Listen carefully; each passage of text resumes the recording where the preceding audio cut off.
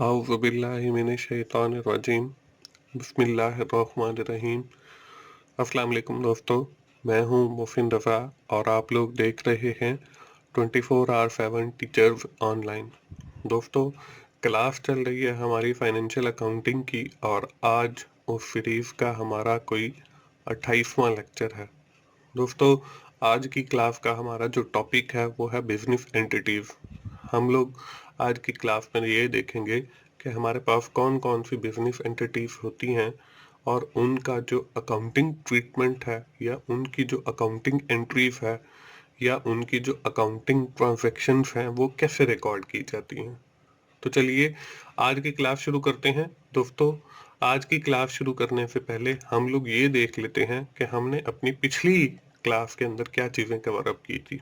दोस्तों, पिछली क्लास के अंदर हम लोगों ने एक नया टॉपिक शुरू किया था जिसको हमने रेक्टिफिकेशन ऑफ एरर का नाम दिया था। मैंने आप लोगों को डिफरेंट टाइप्स ऑफ एरर्स की बारे में बताया था, जिसमें हमने एरर ऑफ ओमिशन को देखा था, एरर ऑफ प्रिंसिपल को देखा था, एरर ऑफ कमीशन को देखा था, रिवर्सल एंट्री को देखा था और एक एरर को देखा था। और साथ ही मैंने आपको एक एग्जाम्पल के जरिए रेक्टिफिकेशन ऑफ एरर को समझाया था और उस एग्जाम्पल में मैंने आपको रॉन्ग एंट्री भी दिखाई कि जब हम एरर करते हैं, कोई गलती करते हैं, फिर उसकी करेक्ट एंट्री भी बताई कि आपने उसको करेक्ट कैसे करना था और फिर रेक्टिफाई करके बताया कि आपने जब वो गलती परफॉर्म कर ली तो फिर आप उस गलती को ठीक कैसे करेंगे। दोस्तों, उसके साथ ही मैंने आप लोगों को एक एक्सरसाइज भी दी थी। मुझे उम्मीद है सारे दोस्तों ने वो एक्सरसाइज कर ली होगी। और दोस्तों, अगर आप मेरी शुरू से ये सीरीज सुन रहे हैं और साथ साथ एक्सरसाइजेस करते चले जा रहे हैं तो मुझे पूरी उम्मीद है कि अब तक आप लोगों को फाइनेंशियल अकाउंटिंग की समझ आ गई ही होगी। It is not a difficult subject जैसे लोग इसे बना देते हैं कि ये एक बहुत मुश्किल सब्जेक्ट है। It's just a tricky game. आपको ट्रिक्स का अगर पता है तो आप इसे बिल्कुल ऐसे एक गेम की तरह समझेंगे और गेम की तरह खेलेंगे और इस सब्जेक्ट को इंजॉय करेंगे। बात करते हैं आज की इस क्लास की। तो दोस्तों, आज की क्लास में हम लोग अपनी जो डिस्कशन है वो शुरू करने वाले हैं बिजनेस एंटिटीज के ऊपर और मैं आप लोगों को बताऊंगा कि हमारे पास कौन कौन सी मुख्तलिफ बिजनेस एंटिटीज होती हैं और उन एंटिटीज में आपस में फ़र्क क्या होता है। उसके साथ ही हम लोग ये भी देखेंगे कि हमारे पास जो बिजनेस एंटिटीज हैं उनका अकाउंटिंग ट्रीटमेंट क्या होता है, क्योंकि अभी तक हमने जितनी भी अकाउंटिंग पढ़ी है वो जनरल पढ़ी है। आगे इस लेक्चर से ऑनवर्ड हम जितनी भी अकाउंटिंग पढ़ेंगे वो एडवांस लेवल की होगी। अगर आपको पीछे सारे कॉन्सेप्ट्स का पता है और सारी चीज़ें आपने अच्छे से सीखी हैं तो फिर आगे आपको अकाउंटिंग सीखना बहुत आसान होगा, क्योंकि हम एडवांसमेंट की तरफ जा रहे हैं बेसिक से। और आगे जितनी भी चीजें आने वाली हैं वो ऑलमोस्ट हम पढ़ चुके हैं, लेकिन उनकी एडवांस जो फॉर्म है वो पढ़ेंगे। तो चलिए आज की क्लास शुरू करते हैं और आज की क्लास में हम सबसे पहले, जैसे मैंने आपको बताया था कि हम बिजनेस एंटिटीज के बारे में बात करेंगे। तो बिजनेस एंटिटीज की बात शुरू करने से पहले हमें ये समझना जरूरी है कि बिजनेस क्या होता है। Any activity that is started to provide product और सर्विसेज और to earn profit is known as business. कि ऐसी सरगर्मी जो कोई शेयर या सर्विस देने के लिए या प्रॉफिट अर्न करने के लिए शुरू की जाए, इसको हम बिजनेस या कारोबार कहते हैं। दोस्तों, जब भी कोई बंदा कोई ऐसी एक्टिविटी शुरू करता है जिससे उसका मकसद जो है प्रॉफिट अर्न करना है या कोई सर्विस देना है या कोई प्रोडक्ट देना है अपने कस्टमर्स को, तो उसको हम बिजनेस या कारोबार कहते हैं। जब हमें ये पता होगा कि बिजनेस या कारोबार किसे कहते हैं, फिर हमारे लिए ये जानना जरूरी है कि इसकी कितनी अकसाम होती है। तो अगली स्लाइड के ऊपर आपको नजर आ रहा है कि टाइप्स ऑफ बिजनेस के कौन कौन सी अकसाम है बिजनेस की। दोस्तों, बिजनेस एंटिटीज की जब बात की जाए तो उसमें हमारे पास दो किस्म की ऑर्गेनाइजेशन होती हैं। एक हमारे पास कमर्शियल ऑर्गेनाइजेशन होती हैं, दूसरी हमारे पास नॉन कमर्शियल ऑर्गेनाइजेशन होती हैं। दोस्तों, जो कमर्शियल ऑर्गेनाइजेशन होती हैं उनका जो ऑब्जेक्टिव है वो सिर्फ और सिर्फ मुनाफा कमाना होता है, और जो हमारे पास नॉन कमर्शियल ऑर्गेनाइजेशन है इनका मकसद जो है वो मुनाफा कमाना नहीं होता बल्कि लोगों को सर्विसेज देना होता है। हम आज की ही इसी क्लास के अंदर ये भी देखेंगे कि what is the difference between the commercial organisation and non commercial organisation, के इन दोनों के अंदर फर्क क्या होता है विद इन डिटेल। आज की क्लास में हम इसके ऊपर बात करने वाले हैं, but for the time being आप सिर्फ इतना याद रखें कि commercial organisation are those organisation which objective have to earn the profit, और नॉन कमर्शियल ऑर्गेनाइजेशन ऐसी ऑर्गेनाइजेशन है जिसका मकसद जो है वो मुनाफा कमाना नहीं बल्कि सर्विसेज देना है। तो दोस्तों, कमर्शियल ऑर्गेनाइजेशन की और नॉन कमर्शियल ऑर्गेनाइजेशन की और भी सब कैटेगरीज हैं। हम बारी बारी उनको भी देख लेते हैं कि कमर्शियल ऑर्गेनाइजेशन जो है उसमें हमारी जो सबसे पहली सब कैटेगरी है वो है सोल प्रोप्राइटरशिप। दोस्तों, हम अपनी शुरू की क्लासेस के अंदर सोल प्रोप्राइटरशिप के हवाले से विद इन डिटेल बात कर चुके हैं। आज की क्लास में भी हम इसके ऊपर अपनी थोड़ी सी डिस्कशन और करेंगे with respect to the accounting treatment, कि हम सोल प्रोप्राइटरशिप के अंदर अकाउंटिंग ट्रीटमेंट कैसे करते हैं। The second sub category of the commercial organisation is the partnership. Partnership के ऊपर भी हम बात कर चुके हैं कि जब दो या दो से ज्यादा लोग मिलकर कोई कारोबार करते हैं तो उसको हम पार्टनरशिप कहते हैं। The third sub category of the commercial organisation is the joint stock company. जब एसोसिएशन ऑफ पर्संस मिलकर कोई एक लीगल बिजनेस फॉर्म अप करते हैं तो उसको हम जॉइंट स्टॉक कंपनी या कंपनी कहते हैं। तो दोस्तों, ये तीन सब कैटेगरी हैं हमारी कमर्शियल ऑर्गेनाइजेशन की। इसी तरह हमारी नॉन कमर्शियल ऑर्गेनाइजेशन की भी सब कैटेगरीज हैं। तो दोस्तों, नॉन कमर्शियल ऑर्गेनाइजेशन की जो सबसे पहली कैटेगरी है वो है जी सोसाइटीज। उसकी जो दूसरी सब कैटेगरी है वो है एनजीओ, और उसकी जो तीसरी कैटेगरी है वो है trust.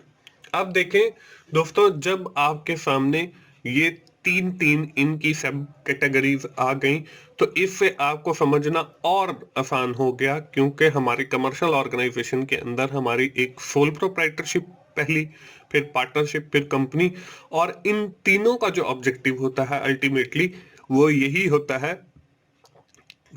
To maximise their profit, कि वो अपना प्रॉफिट मैक्सिमाइज कैसे कर सकते हैं, कैसे बढ़ा सकते हैं। टू अर्न प्रॉफिट, के उन्होंने उनका मकसद जो है वो सिर्फ और सिर्फ मुनाफा कमाना है।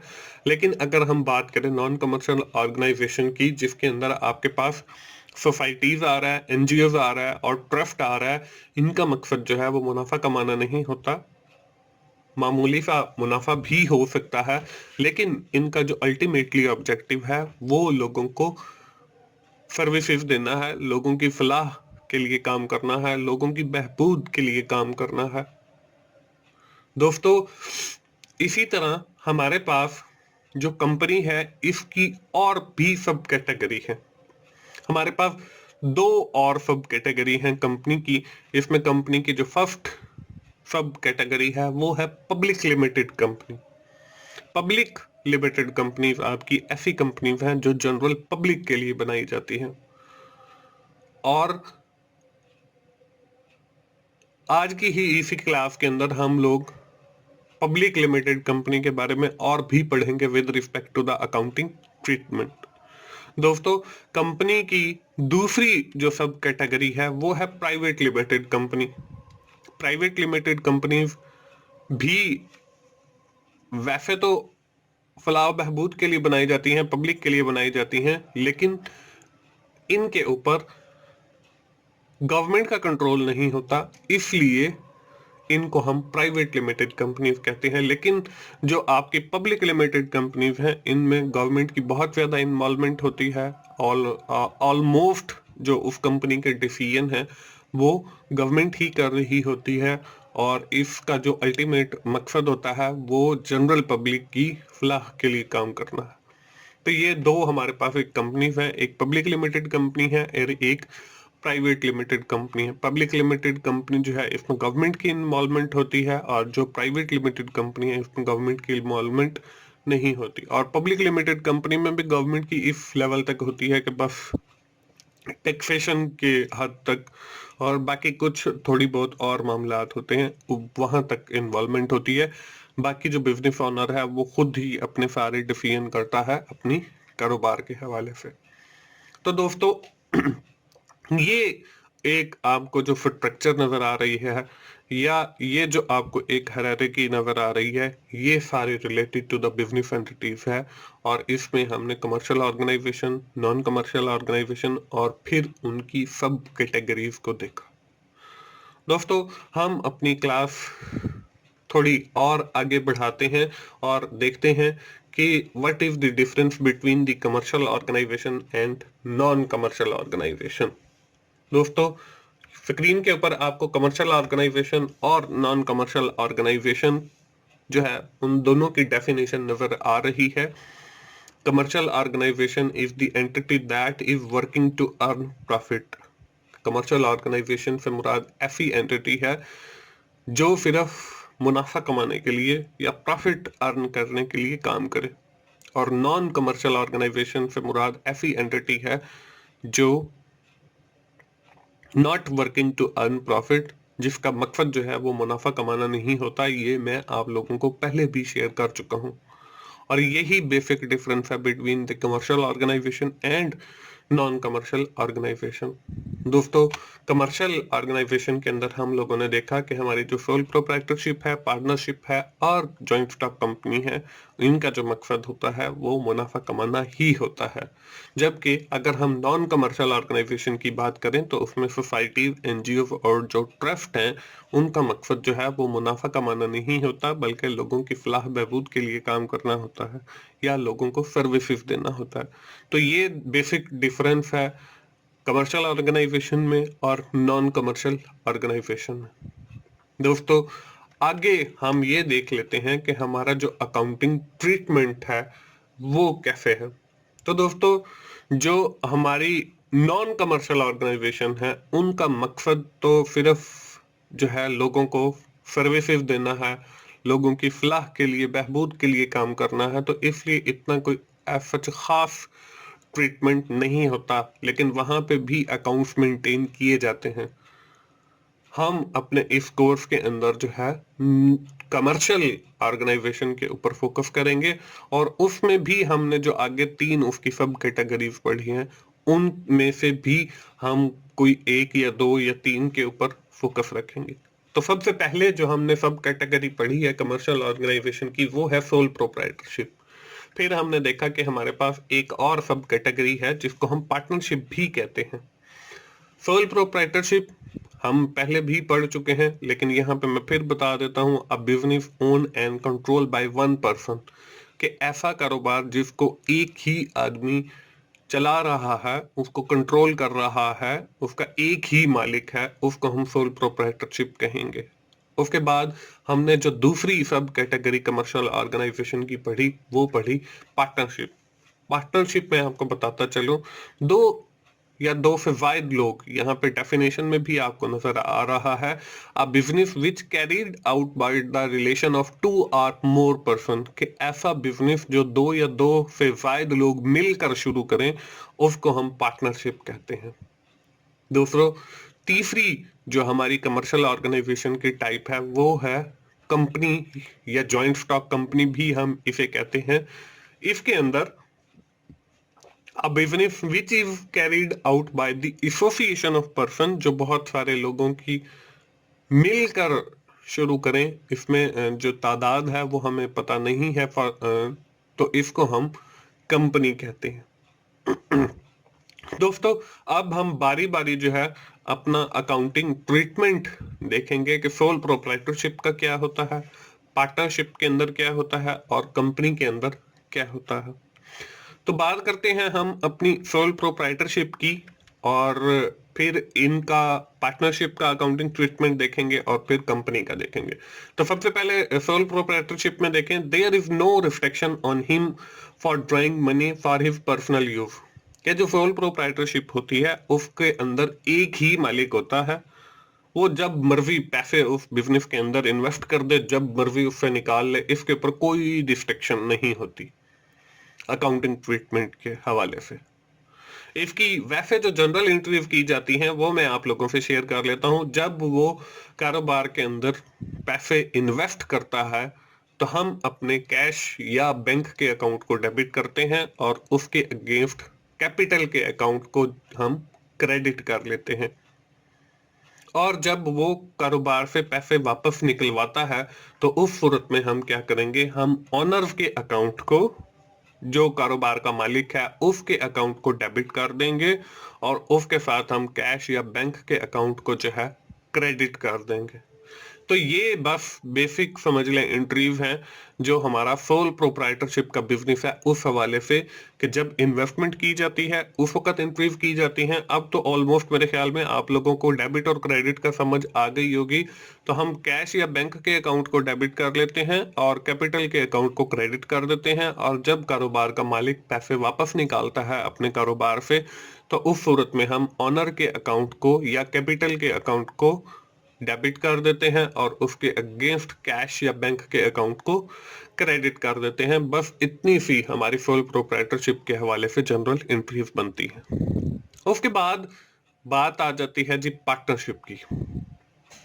पार्टनरशिप के अंदर दोस्तों हम लोग जब भी कोई पार्टनर बिजनेस के अंदर पैसे इन्वेस्ट करता है तो उस सूरत में भी कैश या बैंक का जो अकाउंट है वो डेबिट होता है।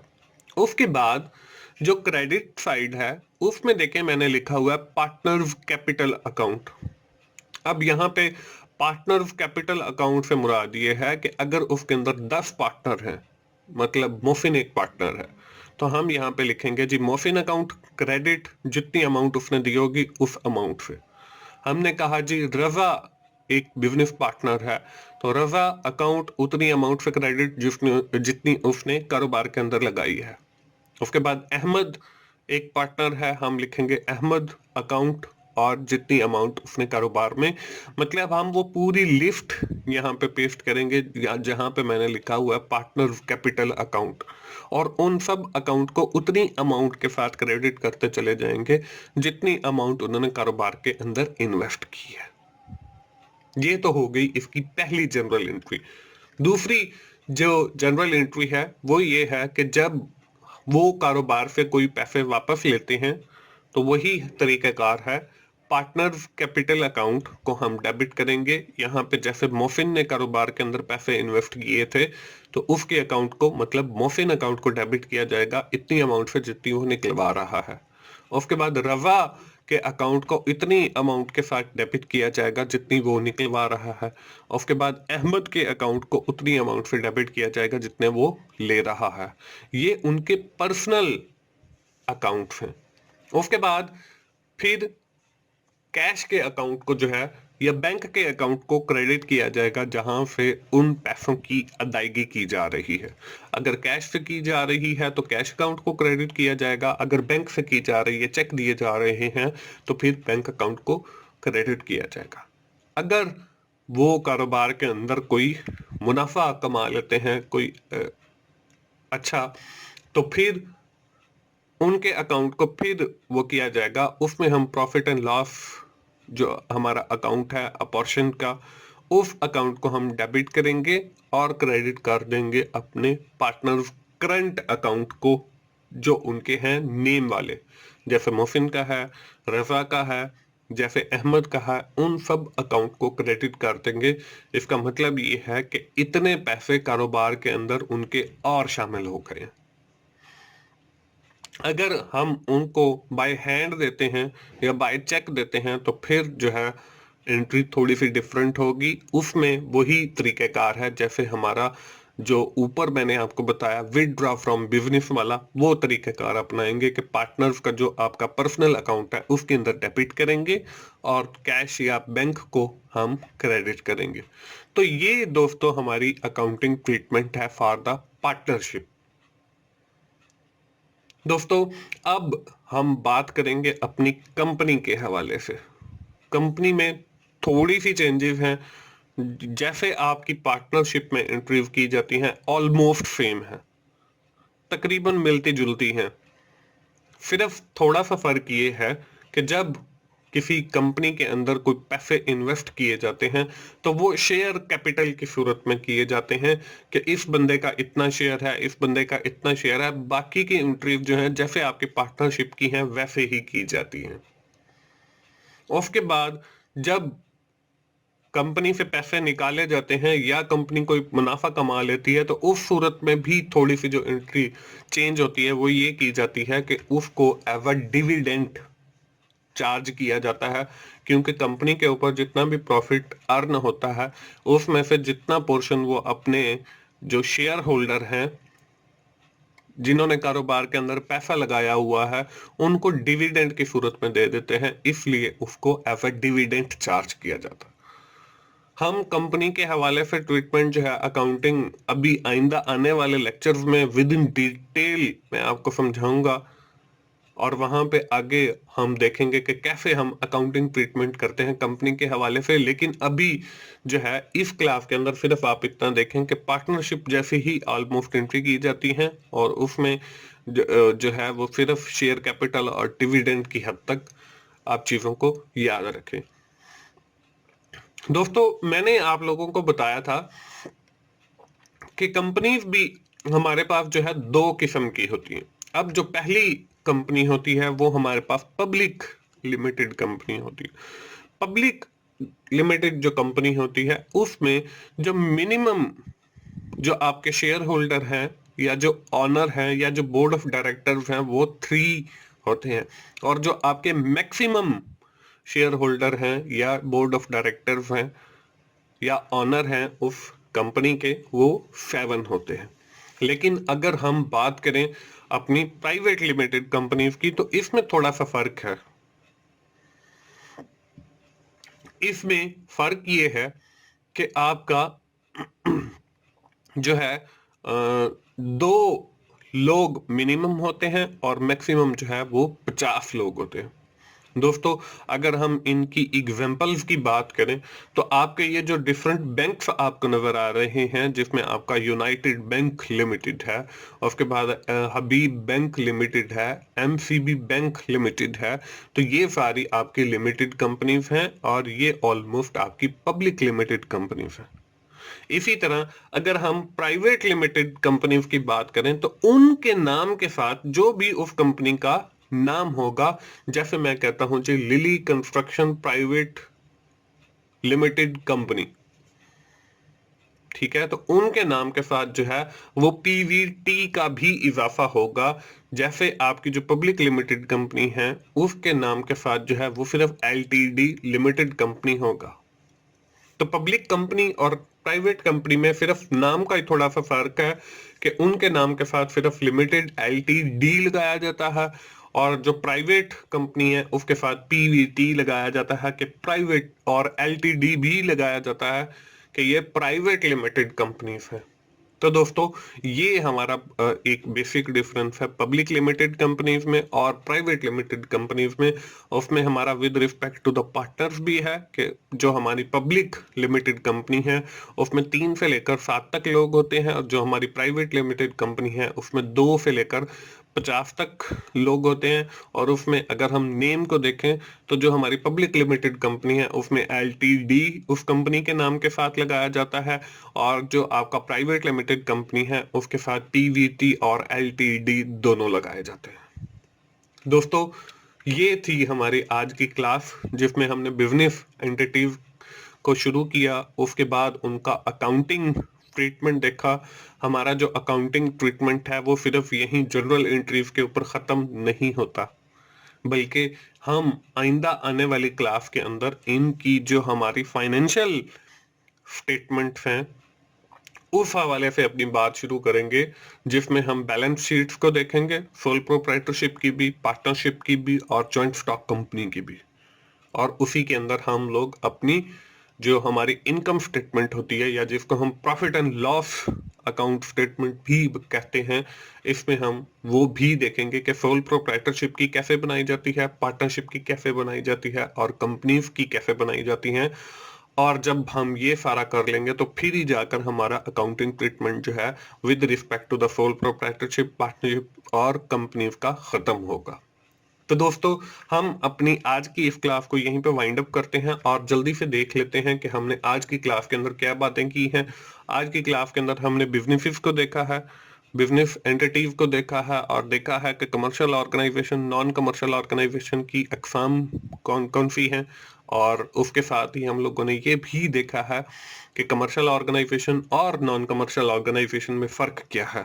उसके साथ ही हम लोगों ने अकाउंटिंग ट्रीटमेंट बिजनेस एंटिटीज का शुरू किया है, और अभी जो हमारी जनरल बेसिक अकाउंटिंग ट्रीटमेंट है या जनरल एंट्रीज हैं, सिर्फ हमने उनको देखा है। आइंदा आने वाली क्लास के अंदर हम लोग उनकी जो फाइनेंशियल स्टेटमेंट्स हैं वो कैसे तैयार की जाती हैं उस हवाले से बात करेंगे। दोस्तों, मुझे उम्मीद है आप लोगों को फाइनेंशियल अकाउंटिंग की समझ आ रही है। अगर आपको मेरी वीडियोस अच्छी लग रही हैं तो उन्हें लाइक कीजिए, शेयर कीजिए, अपने दोस्तों के साथ शेयर कीजिए ताकि वो भी फाइनेंशियल अकाउंटिंग सीख सकें, और कमेंट्स की सूरत में अपना फीडबैक दीजिए। और मेरा चैनल 24/7 टीचर्स ऑनलाइन सब्सक्राइब कीजिए ताकि मेरी हर आने वाली वीडियो या लेक्चर आप लोगों तक पहुंच सके और आप उससे सीख सकें। दोस्तों, मिलते हैं अगली क्लास में। उस वक्त तक के लिए मोहसिन भाई को इजाजत दीजिए। थैंक यू वेरी मच दोस्तों। अल्लाह हाफिज।